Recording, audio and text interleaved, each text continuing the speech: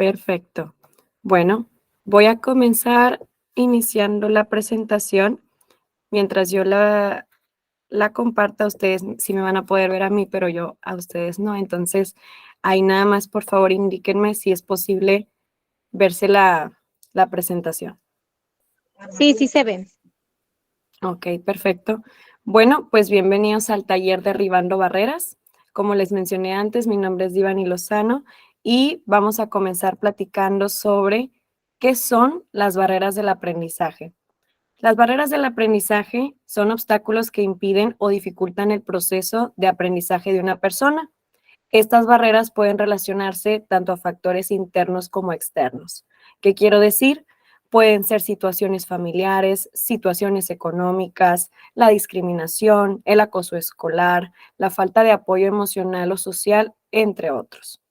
Es importante reconocer estas barreras porque nos van a poder ayudar a saber qué hacer al respecto con ellas, cómo podemos abordarlas para que su hijo o hija tenga esta igualdad de oportunidades al momento de estar aprendiendo en el aula.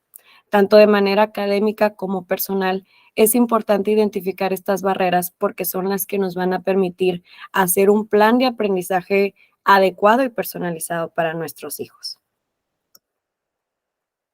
Este es un recordatorio muy importante que dice, recuerda que cada niño o joven es único y tiene necesidades y capacidades diferentes, por lo que es importante ser comprensivo y respetar su ritmo de aprendizaje. Con amor, dedicación y atención, pueden trabajar juntos para superar cualquier barrera del aprendizaje que se presente en el camino. Aquí me gustaría aprovechar para compartirles algunos de los tipos de barreras que existen.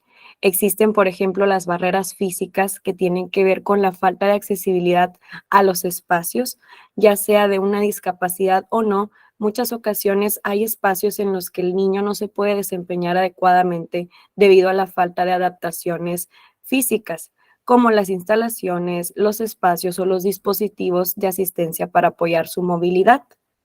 Otra de las barreras comunes es las barreras de comunicación. Independientemente si se trata de un trastorno del desarrollo, por ejemplo, o de un problema de audición o de lenguaje, muchas veces hay dificultades en la comunicación, ya sea por una cuestión personal, una cuestión social o incluso una cuestión médica. Entonces, es importante identificarla porque esto puede influir tanto en la participación en el aula como en la interacción social del niño. Por otro lado, tenemos las barreras emocionales, que en este punto a veces los niños pueden llegar a sentirse aislados, se pueden llegar a sentir incomprendidos en el entorno escolar y esto puede afectar tanto su autoestima como su motivación. Hay barreras emocionales que surgen a partir de una discapacidad o de una situación familiar como un divorcio, muerte de un familiar. Entonces, hay diferentes variantes que puede haber detrás de esta barrera emocional. Por otro lado, tenemos las barreras del aprendizaje, que en esta área, por ejemplo, pues puede existir dificultades de atención, una falta en el momento de seguir instrucciones, la dificultad para procesar la información, para razonar o comprender algunas áreas, ya sea matemáticas, español, y que retomamos lo mismo, puede tratarse de una discapacidad o no, y también tiene que ver con la manera en la que el niño ha ido aprendiendo alrededor de su vida cómo retener esta información y qué tipo de estimulación ha tenido durante su educación. Las barreras del aprendizaje es importante mencionar que no se limitan únicamente a un trastorno o una discapacidad, sino que abarcan cualquier tipo de dificultad específica que pueda tener su hijo y que le puede afectar al momento de desempeñarse de manera adecuada en la escuela. Sin embargo, es necesario comprender que la discapacidad tampoco es un obstáculo o un impedimento para que su hijo pueda desarrollar habilidades y que las barreras son solo eso. Barreras que pueden derribarse con el reconocimiento de la problemática y con una intervención temprana. Lo más importante al final es identificar cuáles son esas señales de advertencia y cómo podemos trabajar en conjunto para potenciar estas fortalezas de su hijo en todas las áreas de su vida. Entonces, como podemos ver, este apartado nos da la explicación de que lo importante al final del día es identificar qué fortalezas y qué debilidades tienen nuestros hijos, qué fortalezas y qué debilidades tienen nuestros estudiantes, cómo aprenden, en qué áreas se desempeñan mejor, en cuáles les cuesta un poquito más y por qué. Y retomando otra vez, ¿cuáles son esas barreras? ¿De qué tipo son que nos están afectando al momento de que nuestro hijo se pueda desempeñar adecuadamente? Algunos de los tipos de discapacidad que existen, vale la pena mencionarlos, porque estos van a jugar un papel muy importante. Para un alumno regular es difícil muchas veces adaptarse a la escuela por alguna situación externa o interna, pero todavía es más difícil para un niño con discapacidad poder adaptarse debido a diferentes situaciones. Aquí vamos a mencionar algunas, entre ellas está el trastorno del espectro autista, el trastorno por déficit de atención y hiperactividad, la discapacidad intelectual, el síndrome de Down, los trastornos del aprendizaje, los trastornos emocionales y conductuales, trastornos del lenguaje o la discapacidad visual, auditiva, motora o múltiple, problemas de conducta, que es importante mencionarlo porque no es lo mismo un trastorno, por ejemplo, de conducta que un problema. Muchas veces este problema de conducta puede darse por un momento temporal en la vida del niño, en la que hay alguna situación en la que le provoca mucha angustia, ya sea porque hay algo que está sucediendo en casa, algo que está sucediendo de manera personal. Igualmente con los problemas de adaptación. Muchas veces el niño, sobre todo en las primeras etapas o cuando pasa de un curso a otro, del kinder a la primaria, de la primaria a secundaria, a veces surgen estas dificultades de adaptación y que también son propias incluso pues de la edad, pero hay que identificar hasta qué punto es manejable y cuándo ya comienza a tener dificultades en su desempeño académico. Y por otro lado, los rezagos pospandemia, que ahora sí que todos nos vimos a enfrentar a esta situación y que muchas veces detrás de este rezago pospandemia hay un aislamiento por parte de los niños, mayor dificultad para poder esperar instrucciones, mayor estimulación, mayor irritabilidad, de tal modo que pues todo esto tiene un impacto importante al momento del aprendizaje. Aquí vamos a referir algunas señales de advertencia solamente para poder identificar con mayor facilidad al momento de, ya sea que nuestro hijo o que el hijo de alguna compañera, de alguna amiga, de algún padre cercano, podamos tomar estas señales como un inicio de poder realizar una intervención temprana. En el caso del espectro autista, una de las cuestiones más comunes es que no responde a su nombre a los 12 meses, le cuesta explicar lo que desea o no puede explicar, no sigue instrucciones, en otras ocasiones parece oír, pero a veces no. Le cuesta decir adiós con la mano, incluso a veces no señala lo que él está mirando. Solía decir unas pocas palabras o balbucear, pero más adelante deja de hacerlo. No le cuesta, más bien le cuesta sonreír cuando alguien le sonríe. Hace poco contacto visual. Se puede llegar a quedar estancado como haciendo lo mismo una y otra vez, ya sea en alguna actividad, en algún tema. Pareciera que está como en un estado, como en su propio mundo. Otra cosa es que muestra un apego inusual a los juguetes, a los objetos o a las rutinas. Puede pasar mucho tiempo organizando cosas, poniéndolas en fila o en un orden determinado. Puede llegar a repetir palabras o frases constantemente. No mira los objetos, los eventos que están mirando o señalando sus padres. Le cuesta decir palabras sueltas a los 16 meses. Se mece, da vueltas, se balancea, aletea con las manos, que este es un comportamiento, como dicen, estereotipado. Esos movimientos que pareciera que el niño se desconecta y tiene movimientos automáticos con el cuerpo y puede tener dificultades al momento de cambiar de una actividad a otra. Es importante mencionar que estas señales de advertencia no necesariamente tienen que ser todas en la misma persona. Puede que algunas y no que cumpla con absolutamente todos los requisitos, pero son indicadores importantes. Y también por otro lado, si su hijo hace alguna de estas cosas, tampoco es necesidad de verlo como una señal de advertencia importante, pero si llegase a sospechar, Estos son algunos puntos básicos. Por el otro lado, tenemos el trastorno por déficit de atención e hiperactividad. Una de las señales más comunes es que le cuesta prestar atención minuciosa a los detalles o puede llegar a cometer errores por algún descuido en los trabajos, le cuesta permanecer concentrado en tareas o juegos, pierde los elementos necesarios para las tareas o las actividades, por ejemplo, juguetes, asignaciones escolares, lápices, puede llegar a distraerse muy fácilmente al momento de estar en el salón de clase, puede olvidarse de algunas actividades diarias, como las tareas del hogar, le puede costar mucho permanecer sentado en el aula o en otras situaciones, está en constante movimiento, tiene problemas para jugar o realizar actividades que requieran mayor tranquilidad, mayor paciencia, puede llegar a hablar demasiado, dar respuestas apresuradas o interrumpir a quien le hace preguntas. Y aquí me aparece, tiene dificultades para esperar su turno. Entonces, como podemos ver, no necesariamente es que porque nuestro hijo cumpla con algunas, ya sea alguna situación importante, pero indicadores que nos pueden dar una idea.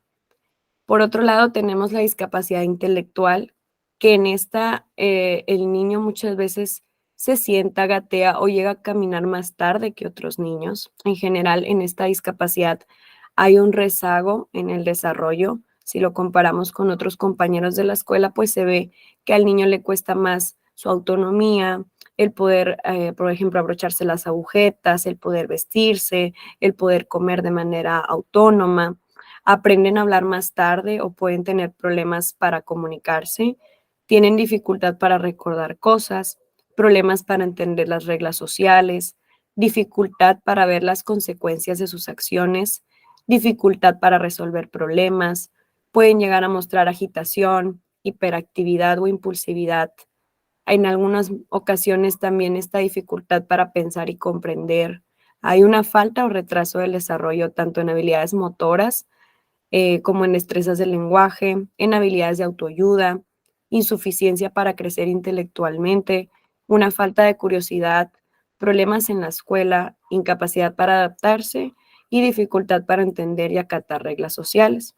Es importante mencionar también que muchas de estas señales no son o no recaen en la responsabilidad del niño. No es que el niño no quiera o no pueda desarrollarlas, es que la discapacidad o la situación que este niño pudiera estar viviendo incapacita, como dice la palabra, para que incluso el niño deseando o pensando que puede lograrlo muchas veces puede llegar a ser difícil.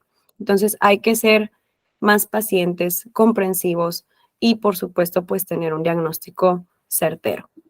Por otro lado tenemos el síndrome de Down, que en este caso lo identificamos muy rápido, sobre todo por la disminución del tono muscular o del poco tono muscular del niño, cuello corto con exceso de piel en la nuca, un perfil facial y nariz más aplanados, manchas blancas en la parte coloreada del ojo, periodos de atención cortos, dificultad para tomar decisiones razonables, pueden llegar a tener un comportamiento impulsivo, aprendizaje lento, retraso en el desarrollo del lenguaje y el habla, dificultades en las relaciones afectivas, efusividad, dificultad en la comprensión de normas sociales. Aquí me voy a detener un momento y es que también hay que evaluar de qué manera afecta no solo en el aprendizaje, sino de manera afectiva a alguien que tiene una discapacidad. Por ejemplo, en el caso del síndrome de Down, muchas veces ellos se relacionan de una manera muy efusiva, afectivamente. Abrazan, besan, son cariñosos y cuando no hay estos límites de un extraño, por ejemplo, a las de un familiar, pues puede llegar a sentirse ahora sí que incomprendido porque no va a lograr entender por qué a un desconocido no lo puede abrazar y por qué a un familiar sí.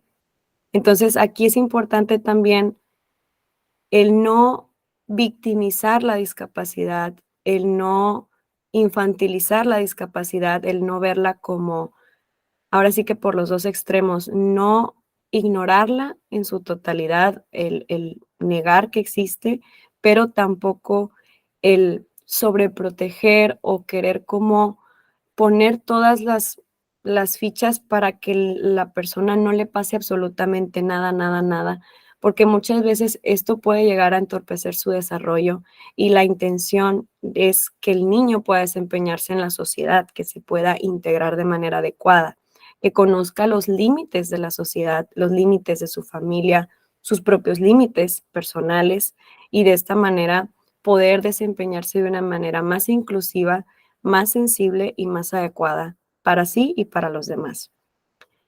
Por otro lado, tenemos los trastornos del aprendizaje, que en estos hay una dificultad para distinguir muchas veces, pero no siempre. Hay diferentes tipos de problemas del aprendizaje, pero algunos pueden ser que hay una dificultad para distinguir entre la derecha y la izquierda. Pueden llegar a invertir letras, palabras, números después de primero o segundo grado.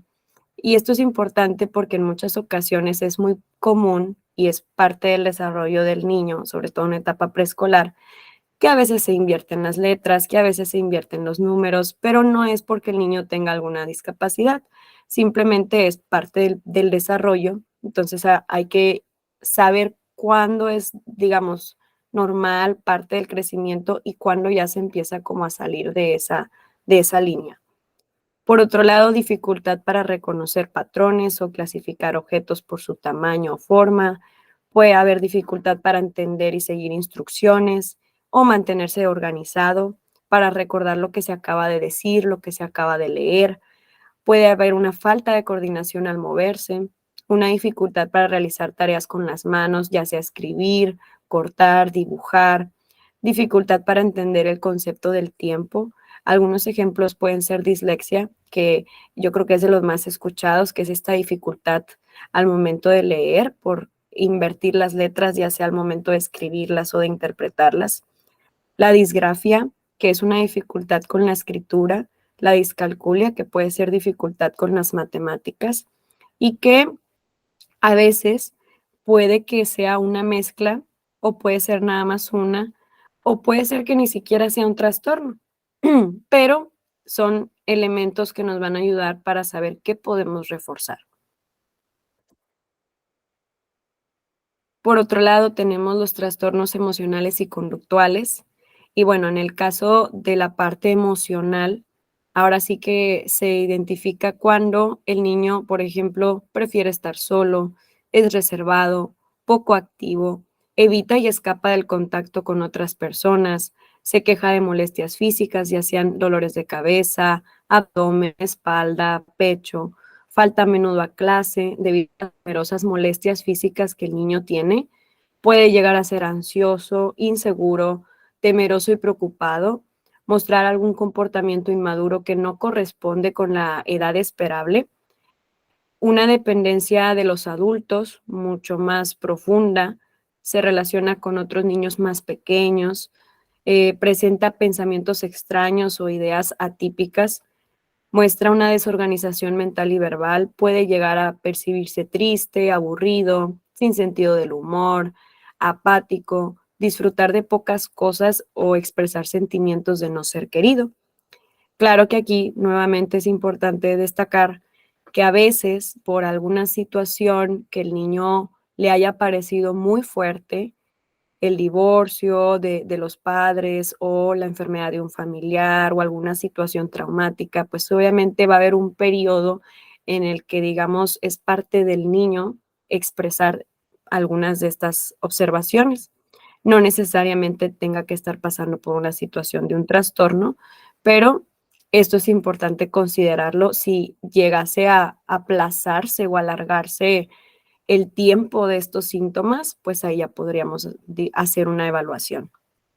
En la parte del, pues muchas veces el niño va a tener dificultades para concentrarse, puede estar muy activo o inquieto, puede dispersarse fácilmente, lo que afecta su rendimiento, puede llegar a tener muy poca paciencia ante las dificultades, poca tolerancia a la frustración, decir mentiras o groserías, contestar, molestar en clase, llamar la atención, tener una falta de disciplina, desobedecer a menudo, oponerse a las normas, no estudiar, no hacer las tareas, no mostrar o no tener motivación ni interés por el aprendizaje y todo le parece demasiado trabajo, se muestra agresivo y violento, o puede reírse y humillar a otros, acosar, amenazar, robar o presentar conductas de vandalismo o crueldad con animales y con niños.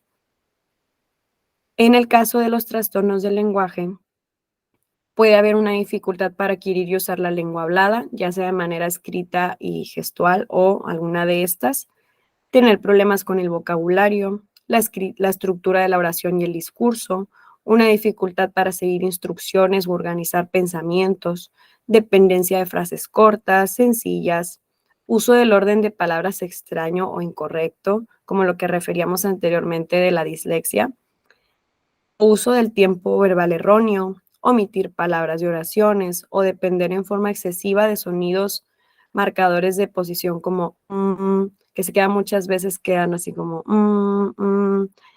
para hacer tiempo mientras busca la palabra correcta, repetir partes de preguntas o preguntas completas antes de responder.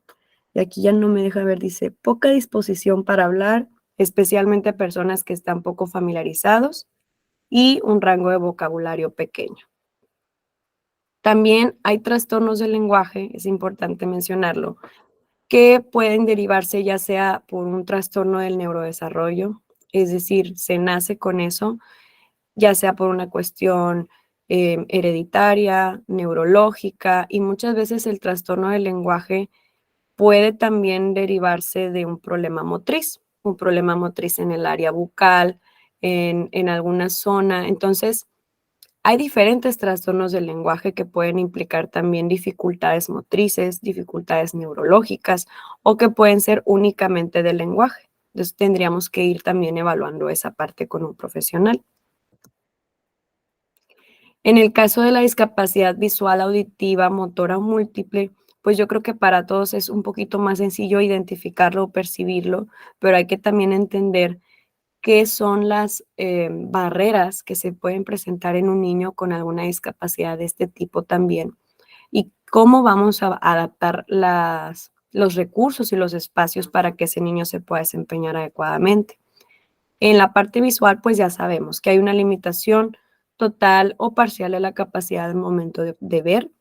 En la auditiva puede haber una disminución en la capacidad de percibir uno o ambos oídos el sonido. En la motora puede disminuir o imposibilitar ya sea la movilidad total o parcial de una o varias partes del cuerpo.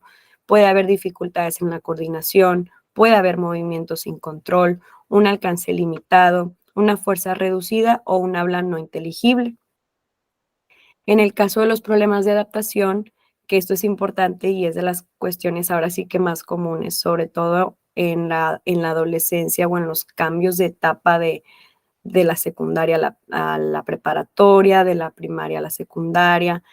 Puede haber una inquietud en general, problemas en el control de esfínteres una vez ya ha habido el aprendizaje, sentirse triste, desesperanzado o no disfrutar de lo que antes solía gustarle, llorar con frecuencia, estar irritable constantemente, preocuparse o sentirse ansioso, nervioso o estresado, tener problemas para dormir, tener algún aumento o disminución del apetito, dificultad para concentrarse, sentirse muy abrumado o tener una dificultad para hacer actividades cotidianas que antes sí podía hacer de manera más tranquila, aislarse, evitar el apoyo social, tener pensamientos o conductas autolesivas, temor de separarse de la gente importante para ellos, de papá, de mamá, del abuelito, que por alguna razón a lo mejor pasó una experiencia que le provocó este temor y que se fue aplazando a lo largo del tiempo, un pesimismo, una desmotivación, baja autoestima, que la baja autoestima se ve muy frecuentemente desde cómo se habla a sí mismo, soy feo, soy gordo, soy tonto, de qué manera se dirige el niño hacia sí mismo.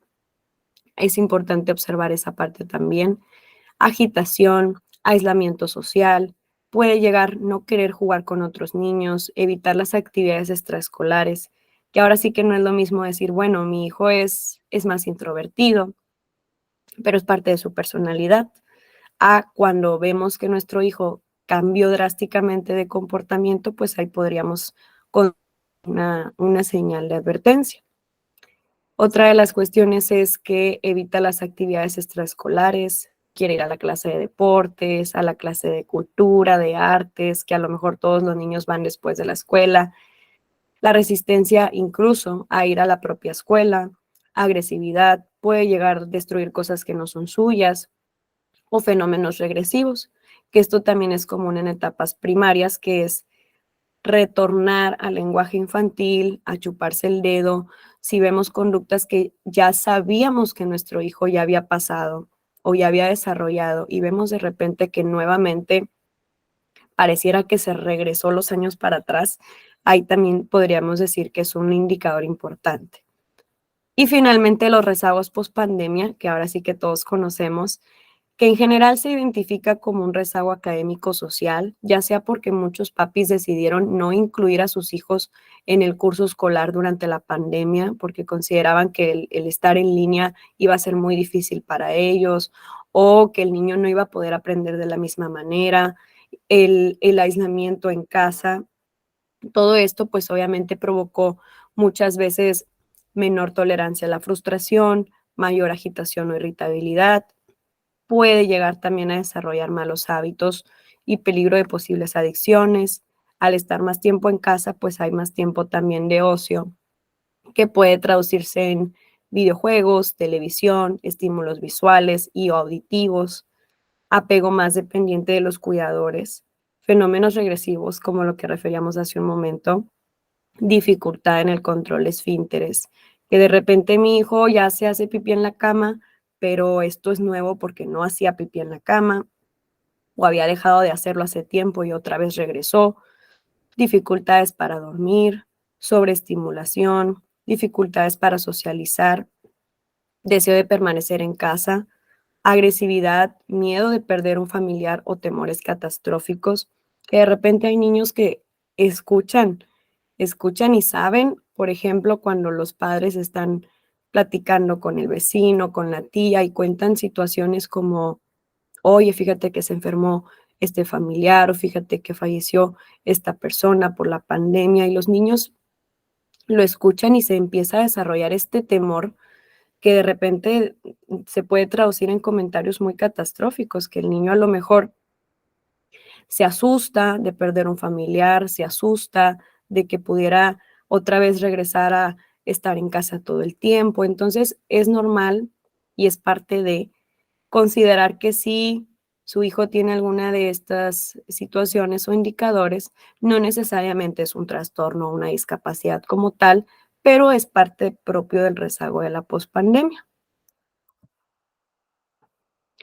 Ahora, ¿qué estrategias podemos tener para saber cómo adecuarnos a estas barreras del aprendizaje que identificamos en nuestros hijos, tanto padres como docentes? Alguna de ellas es, en primer lugar, investigar y educarse sobre la dificultad del niño. Investigar y educarse también implica saber que si hay indicadores suficientes que consideremos propios para ahora sí desarrollar una evaluación, un diagnóstico, ahora sí que atrevernos a hacerlo porque muchas veces es difícil, pero es importante mencionarlo porque esto es lo que le va a dar un lugar al niño para que se pueda desempeñar adecuadamente. Más allá de verlo como una etiqueta o como un señalamiento, es para ver de qué punto de partida vamos a comenzar a desarrollar estrategias adecuadas a lo que mi hijo necesita. Acudir con los profesionales pertinentes también es importante.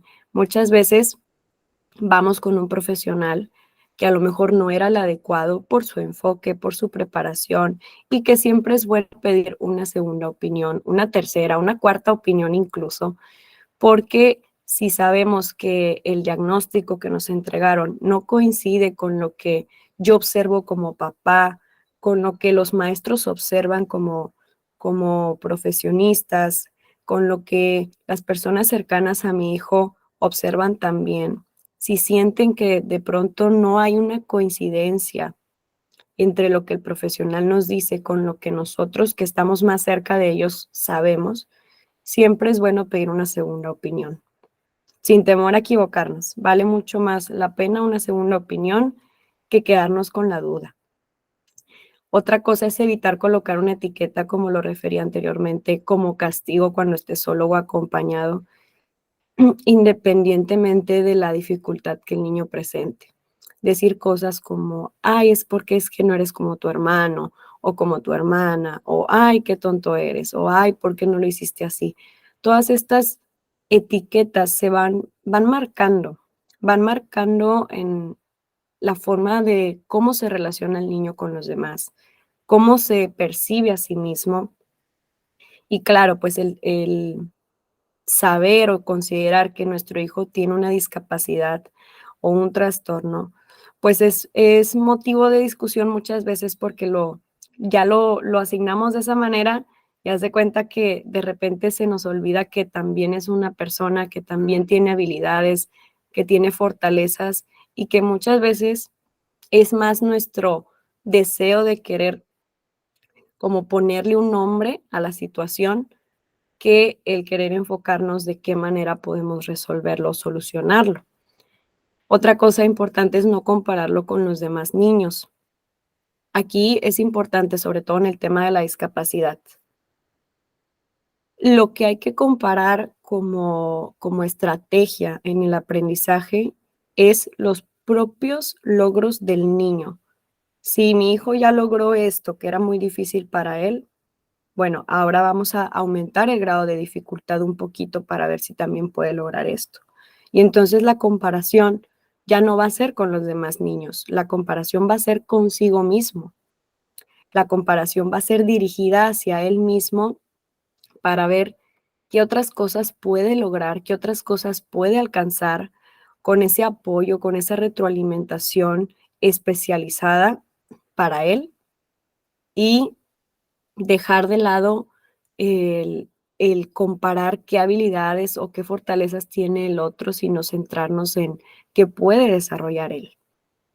Por otro lado, hacer el mejor esfuerzo para mantener a familiares y amigos informados, actualizados sobre su progreso. Muchas veces es complicada esta parte y a veces nos da un poquito de vergüenza o no sabemos ahora sí que ni siquiera cómo empezar, pero es importante, en primer lugar, informarnos sobre qué barreras de aprendizaje tiene nuestro hijo, qué situaciones son difíciles para él y compartirlo con familiares y con personas de confianza, con amigos, con maestros, decirle al profesor, oye, ¿sabes qué?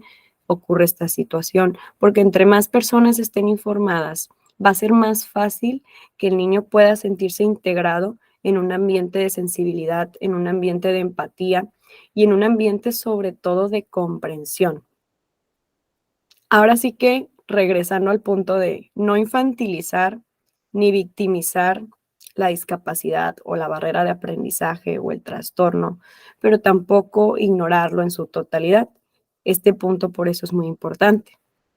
Por otro lado, crear una comunidad o red de apoyo que comprenda más a fondo la problemática. Hay muchos talleres, hay grupos, hay cursos que hablan sobre diferentes situaciones que se van dando al momento del aprendizaje. Hay mamás que se reúnen a platicar sobre cómo les ha sido su experiencia con su hijo, por ejemplo, que tiene autismo o que tiene síndrome Down. Entonces, estos grupos nos permiten a sentirnos más acompañados en este proceso o bien si decimos, en mi caso no, yo no percibo esa situación, pero me uno, pues también es un espacio donde podemos aprender y concientizarnos bastante sobre el tema. Por otro lado, es estar alerta para evitar que el niño, y ahora sí que voy a decir, el niño o los padres, utilicen su discapacidad como pretexto para no estudiar o no rendir suficiente en la escuela. Muchas veces pensamos que la discapacidad dificulta o imposibilita que el niño vaya a la escuela por alguna razón, pero esto no es así, todo lo contrario. El negarles el acceso a la educación o la asistencia a la escuela o a espacios de socialización lo que puede provocar es un mayor rezago en sus habilidades, tanto personales como académicas, porque se está perdiendo esta parte inclusiva, se está perdiendo esta parte de enfrentarse al mundo, ahora sí que con los recursos que el niño pueda ir desarrollando y sobre todo con ese tema de materia social, decir, a lo mejor mi hijo no va a la escuela tanto por la parte académica, pero va para desarrollarse, va para conocer, va para socializar y esto nos ayuda bastante al momento de evitar un rezago académico, un rezago emocional en el niño. Y bueno, en este caso es hablar de manera personal con el niño, con afecto, pero también con exigencia de que no se van a aceptar este tipo de excusas. Por otro lado, tener una comunicación integral entre padres y docentes sobre los avances de los niños en casa y el aula. Este punto es importante porque nos va a permitir tener un circuito o un enlace en el que ambas partes están actualizadas sobre la situación, ambas partes son conscientes de la situación, porque muchas veces a lo mejor los padres identifican unas cosas que los docentes no perciben porque no están en casa y viceversa. Entonces, si hay una comunicación adecuada, va a ser muy, muy positivo porque nos vamos a dar cuenta de que quizá nuestro hijo presenta síntomas o actitudes que a lo mejor nosotros no sabíamos o no sabíamos de qué manera se iba a desempeñar en el salón de clase o no sabíamos que en el salón de clase hace mucho tal cosa que en casa no lo hacía, y viceversa, ¿no? Entonces, esta unión, enlace padres y docentes es fundamental para enfrentar cualquier barrera del aprendizaje, independientemente si se trata o no de una discapacidad. Por otro lado, establecer hábitos que memoricen para favorecer la autonomía del día a día. El establecimiento de reglas, de normas en casa, a qué hora se baña el niño, a qué hora come, a qué hora sale a hacer actividad física, a qué hora va a la escuela.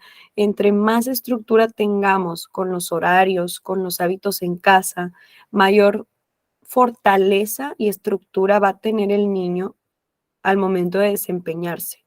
¿Por qué? Porque va a ser consciente de el respeto y la autonomía de los demás, el respeto de sus propios límites, la responsabilidad, la autonomía, el seguir reglas, seguir instrucciones y sobre todo desarrollar la tolerancia a la frustración. Entre más hábitos haya en casa y en la escuela, más fácil va a ser para el niño sentirse en un espacio seguro, en una estructura sólida. Por otro lado, fortalecer la socialización a través de actividades deportivas, culturales, académicas, tanto dentro como fuera de la escuela. Esto nos va a ayudar a que el niño se desarrolle de manera motriz, de manera social, afectiva, intelectual, entre otras. Y finalmente, proporcionar información y herramientas necesarias para psicoeducar desde etapas tempranas sobre la sexualidad, proteger el propio cuerpo, identificar conductas adecuadas e inadecuadas. Este punto muchas veces es tabú o puede llegar a ser delicado, pero es importante abordarlo en algún momento porque sobre todo en una discapacidad lo importante es hacer consciente a la persona de cuáles son sus derechos, cuáles son sus límites y igualmente a cualquier niño saber hasta qué punto identificar cuándo sí, cuándo no, qué puedo hacer, cómo me relaciono de manera afectiva con los demás, el momento de abrazar, el momento de mostrar cariño, el momento de identificar alguna conducta. Entonces, eso es un tema importante a considerar para el desarrollo pleno de un niño, de un adolescente, incluso de un adulto. Y bueno, dentro de los aspectos fundamentales hay 3, que ahora sí que son básicos para, ahora sí que eliminar cualquier dificultad o facilitar que estas barreras de aprendizaje se puedan derrumbar, que es un diagnóstico temprano. Si usted sospecha que su hijo puede tener algún indicador que nos está dando a entender que a lo mejor hay una situación que no conocemos o que no sabemos cómo abordar, lo mejor es un diagnóstico temprano. ¿Para qué? Para reconocer la problemática, para realizar una intervención adecuada, para hacer un tratamiento personalizado y para una mayor sensibilización e inclusión. Muchas veces el diagnóstico, como referíamos antes, es un tema delicado porque vamos con una serie de pensamientos o ideas detrás del diagnóstico que es me da miedo ponerle una etiqueta a mi hijo, me da miedo sentirme que me equivoqué como padre o como mamá, me da miedo que en la escuela no le vaya bien. Entonces, hay una serie de temores o de miedos que hay detrás de ir por un diagnóstico y es parte de, pero como retomábamos anteriormente, El diagnóstico no va a ser como una etiqueta o como una justificación. El diagnóstico funciona como un parteaguas para poder saber docentes, padres de familia y los integrantes de su comunidad qué podemos hacer al respecto, desde dónde vamos a partir. La falta de un diagnóstico temprano puede traducirse en rezago académico, en rezago social, en desadaptación, en que los docentes no sepan cómo actuar ante la situación, en que los mismos familiares tampoco sepan cómo actuar ante la situación. Entonces, el diagnóstico temprano es fundamental para poder hacer pie o frente a esta situación. Por otro lado, la asistencia a los espacios de socialización y a la escuela, que era lo que mencionábamos antes. ¿Para qué? Para que el niño pueda desarrollar recursos adaptativos, para que el niño pueda desarrollar conocimientos y competencias, para que pueda desarrollar habilidades sociales, fomentar la empatía, identificar habilidades e intereses de su hijo, que a lo mejor no conocíamos y que el niño mismo tampoco sabía que tenía. Entonces, muchas veces preferimos conservar o abstenernos de que vaya a la escuela, que salga a una actividad extracurricular. Y esto, pues obviamente va a tener repercusiones al momento de su desarrollo. Entonces es importante que el niño asista a la escuela, que sea un espacio donde él se pueda desarrollar de manera social, de manera académica. A lo mejor va a haber barreras de aprendizaje, claro, pero mayor barrera es la que existe cuando al niño no le damos la posibilidad de integrarse en la sociedad como cualquier otra persona. Y por otro lado, lo referíamos también anteriormente, rutinas y reglas en casa. Rutinas y reglas en casa también es qué es lo que le estoy dando de comer a mi hijo, qué hábitos o prácticas en casa hacemos juntos en familia, si jugamos un juego, si hacemos una dinámica, si pasamos tiempo juntos haciendo tal actividad. ¿Para qué? Para que el niño pueda desarrollar autonomía, para que pueda desarrollar responsabilidad, para que sepa cómo establecer límites y a su vez respetar los límites de sus padres, de sus maestros, de las personas que le rodean, para que pueda haber una mayor tolerancia a la frustración. Al momento que el niño tiene tareas en casa, que el niño recoge su cuarto, que el niño se pone sus zapatos, que el niño hace actividades en casa que requieran una responsabilidad, le estamos enseñando a nuestro hijo a hacerse responsable, autónomo, a saber tolerar la frustración y a saber implicarse de manera activa en lo que a él le compete. Si yo tiro algo, hay que recogerlo. Si yo hago tal cosa, hay una consecuencia. ¿Por qué? Porque si las consecuencias son ambiguas o no hay consecuencias, el niño puede sentirse muy desorganizado y no comprender, al momento de salir al mundo, no comprender por qué en casa sí y por qué en la escuela no, o por qué con mis amigos no y en casa sí. Entonces, puede haber ahí una confusión que más adelante puede traducirse en dificultades en la adolescencia y nuevamente en problemas de adaptación. Es por eso que también las rutinas y reglas en casa nos permiten que el niño tenga un mayor seguimiento de instrucciones y un respeto y una sana convivencia.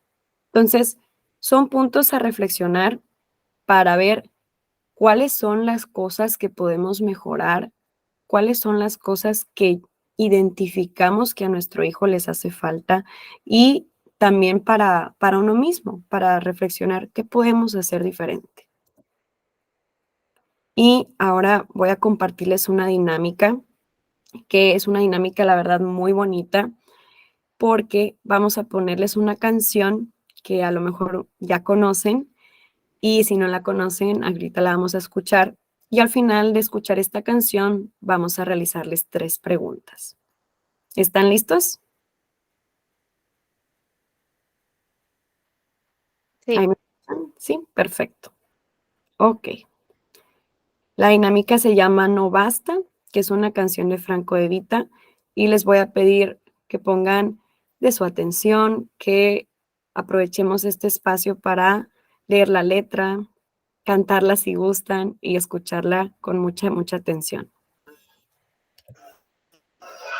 ¿Ahí se escucha bien?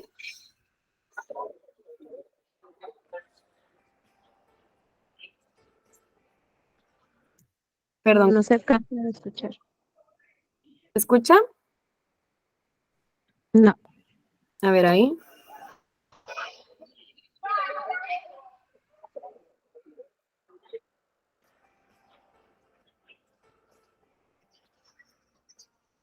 ¿Ahí se escucha? No. No, no se escucha. No, no se escucha. Ok. No se escucha. Ponlo de YouTube, Divani. Sí. Lo voy a poner en YouTube. Ajá.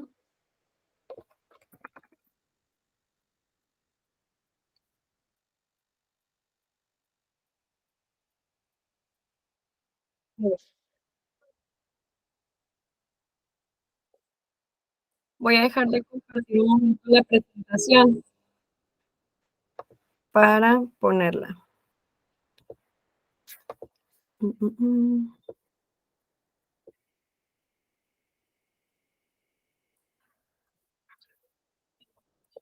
Ahí va.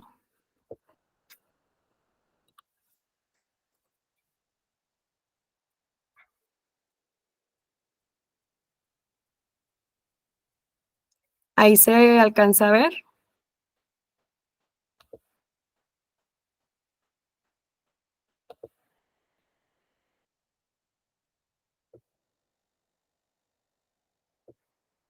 Bueno, ahorita voy a compartirles las preguntas y voy a regresar a la presentación un momento.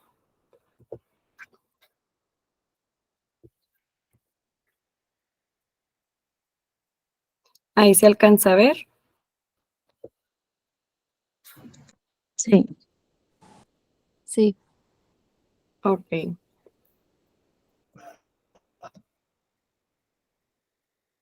Ahora que escuchamos esta canción, hay algunas preguntas que me gustaría hacerles y que las reflexionen para sí mismas o para compartir, que son: ¿escucha a su hijo cuando quiere decirle algo? ¿Considera que darle un objeto a su hijo es lo mismo que pasar tiempo con él? ¿Cree que porque su hijo es pequeño, sus problemas son menos importantes? ¿Alguien que le gustaría decir algo?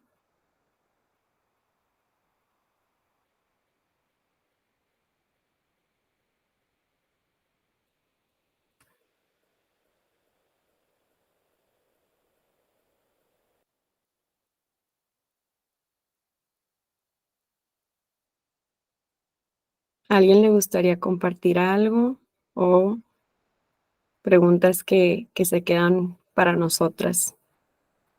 Bueno, yo Adelante. creo, pues sí, obviamente siempre va a ser más importante, darle la atención a nuestros hijos, sentir que ellos sientan, queridos, escuchados, o sea, porque a final de cuentas, bueno, yo he visto de que les regalas el juguete así más grande y que tú piensas que es el más, más importante o el más caro y terminan jugando con la caja. O sea, para ellos como que el que estés con ellos, el que platiques, que los veas, o sea, como que siempre va a ser, pues lo mejor, que los haga sentir, que se sientan amados realmente. Creo que eso es lo importante. Muchas gracias, Dulce, por De nada. compartir este pensamiento. Sí, de nada.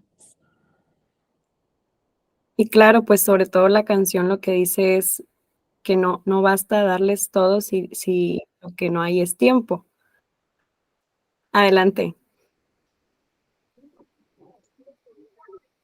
Yo pienso lo mismo. O sea, bueno, yo ya que tengo 3 niños, a veces dicen, o sea, están peleando o algo. Creo que no es mejor hablar porque a veces como papá reaccionamos de que, ¿qué le hiciste? O que, ¿por qué está llorando? Creo que lo mejor que podemos hacer como papás es hablar con ellos principalmente qué es lo que sucede, porque ellos pueden, a lo mejor a veces no los entendemos porque como dice en la pregunta de que pues son pequeños y los problemas pueden ser un poquito menor, creo que para nosotros, porque somos adultos, pero para ellos puede ser algo muy grande. puede traer algo que la verdad a lo mejor no puede, más bien, ¿cómo decírnoslo? Por el medio, por miedo, por el hecho de que nunca a veces hay papás que no escuchan a sus hijos, o simplemente, ¿sabes qué? Vete, no sé, le das el iPad para que se entretenga, y a veces por eso también la tecnología, también perdimos mucha comunicación con nuestros hijos. La tecnología ha afectado mucho también a los niños. La comunicación, o a veces cuando estás, pues más bien cuando estás en la comida, a veces estás en el celular o estás con el iPad, los niños, ya no hay mucha comunicación también. Y en eso me imagino que ha de ser como el objeto que no le puedes dar al niño, porque también no hay una comunicación con el niño, ni el papá ni la mamá, o el papá está muy ocupado también, o la mamá, y no hay una comunicación por lo mismo. ¿Por qué? Porque ya se perdieron esas bases. No es como antes de que los papás hablaban con los hijos, pues a ver qué pasaba o algo. Pero para mí, bueno, nosotros lo que hacemos es, con mis hijos, es primero hablar y preguntar qué es lo que sienten, porque sus emociones son muy diferentes también. Claro, totalmente. Y también, como referíamos hace un momento, qué importante es saber el identificar cuando nuestro hijo a lo mejor está un poco concentrado en otras actividades que muchas veces por el día a día o por el apuro las dejamos pasar, como el uso del celular, el uso de la tele. ¿Por qué? Porque también los padres trabajan, también los padres se ocupan y muchas veces es un recurso casi, casi que cotidiano. Sin embargo, siempre está esa parte que se percibe, ¿no? Después de al momento de la comunicación, al momento de querer integrarnos o de querer expresarnos con ellos, pues se torna esta parte complicada, ¿no? También. Muchas gracias por compartir. ¿Alguien le gustaría compartir algo más?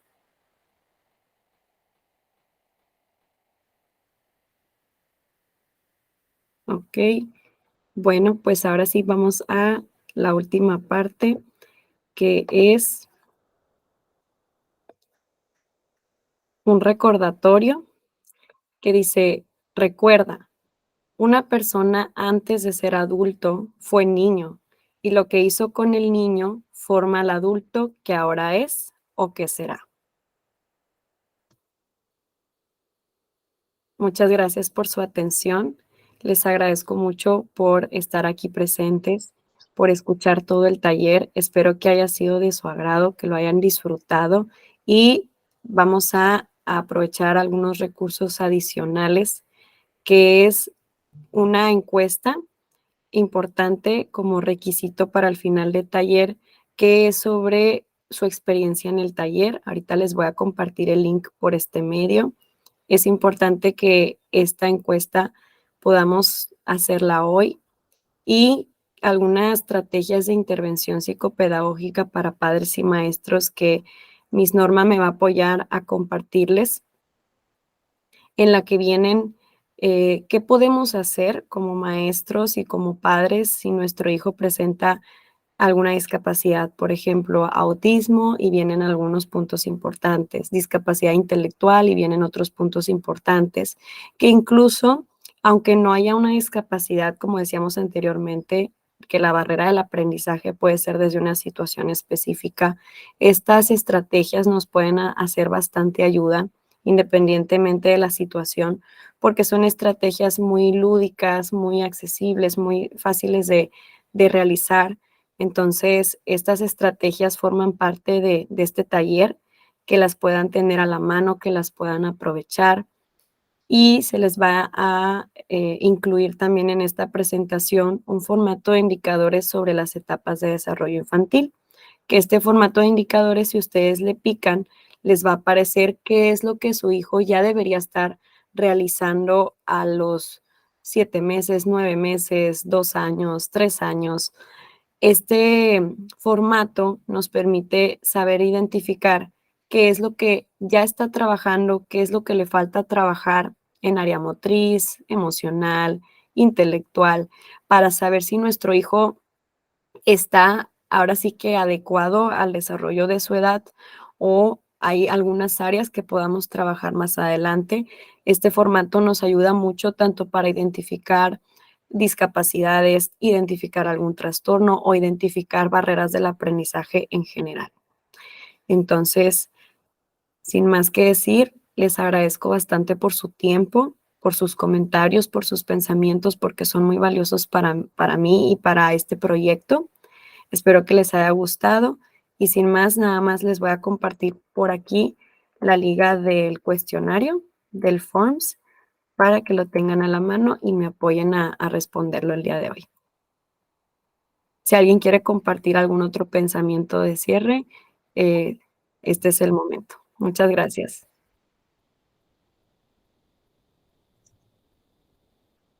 Bueno, pues, muchas gracias y felicitaciones a Divani. Yo levanto la mano por este taller. La verdad me hubiera gustado que más padres de familia se hayan integrado a este taller, pero creo que con los que estuvimos en este momento nos llevamos, pues grandes aprendizajes, ¿no? Pues sobre todo la importancia de nosotros poder detectar como papás que requerimos o que nuestro hijo requiere esta palabra que suena muy importante, un diagnóstico temprano. Al final yo creo que yo los entiendo que como, en este caso que somos todas mamás, que como mamá es difícil aceptar que a lo mejor le pasa algo a mi hijo, ¿no? Pero al final, pues no es por juzgar o no es por etiquetar o no es por hacer algo más. Simplemente es que también tenemos que apoyar que se desarrolle de manera integral y de la mejor manera para que cuando sea adulto, pues sea alguien que pueda, ¿cómo les explico? Alguien que pueda aportar algo a esta sociedad que está, la verdad, tan corrompida y tan, y con tanta dificultad, ¿no? Entonces, pues son temas de gran importancia y que pues realmente de lo que vieron hoy, el día de hoy, llévense lo mejor. O sea, llévense lo mejor y pues obviamente siempre tenemos que estar informándonos y preparándonos y también tener esa apertura de que pues si algo no anda bien, pues saber identificar correctamente qué es lo que yo puedo hacer. En la actualidad tenemos un sinfín de especialistas, un sinfín de gente especializada en ciertas áreas que a nosotros como papás nos pueden apoyar para apoyar a los niños. Hay veces que los papás cuando nosotros pedimos un diagnóstico se sienten juzgados y pues puedo entender porque pues estamos hablando de su hijo, pero también aquí lo importante es que no lo hacemos por juzgar, lo hacemos porque queremos que ese niño se desarrolle de la mejor manera. Entonces, pues esta información está muy acertada, está muy específica. Obviamente es súper más profundo de lo que vimos ahorita, pero pues nos da un margen y nos da una visión de lo que podemos identificar, que podemos nosotros hacer más por nuestros niños para apoyarlos a ellos y por el bienestar de ellos. O sea, porque pues nosotros como adultos ya crecimos, ya andamos ahí a lo mejor derechos o chuecos, pero ellos ahorita están en formación y ellos ahorita están en una etapa y en una edad en la que todo se absorbe de una manera impresionante. Yo creo que se han dado cuenta ustedes desde que entraron al kinder ahorita, cómo han cambiado ellos. Entonces, es una edad en la que podemos hacer grandes cosas y obviamente si necesitamos o requerimos un diagnóstico temprano, pues adquirirlo y sin miedo realizar los ajustes que tenemos que hacer en familia para el bienestar de ellos. Entonces, les doy el agradecimiento a ustedes. Y pues muchas gracias por su tiempo, por su espacio y porque pues son mamás preocupadas por sus hijos. No sé si alguien más quiere decir o comentar algo. Yo solo quería comentar que ya les compartí la liga de la encuesta por este medio. para que en una chancita que tengan el día de hoy me apoyen a responderla. Les agradecería mucho porque esto me va a permitir evaluar qué sintieron o qué pensamientos o reflexiones tuvieron con este taller, y referirles también que a partir de ahora este taller va a ser como un prerequisito importante para los padres de familia de primer grado de preescolar y de manera opcional para segundo y tercer grado. ¿Cierto, Miss? Sí. Igual yo ahorita les comparto a las mamis el formulario por WhatsApp para que también. Uh-huh. Ok, y también les vamos a compartir la presentación con los recursos adicionales para que en cualquier momento del día puedan revisarlos y que en cualquier momento también puedan acceder a la presentación sin problema. Les agradezco mucho por su tiempo y por su atención. Muchas gracias.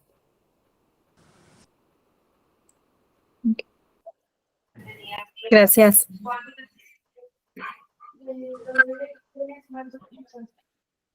Gracias.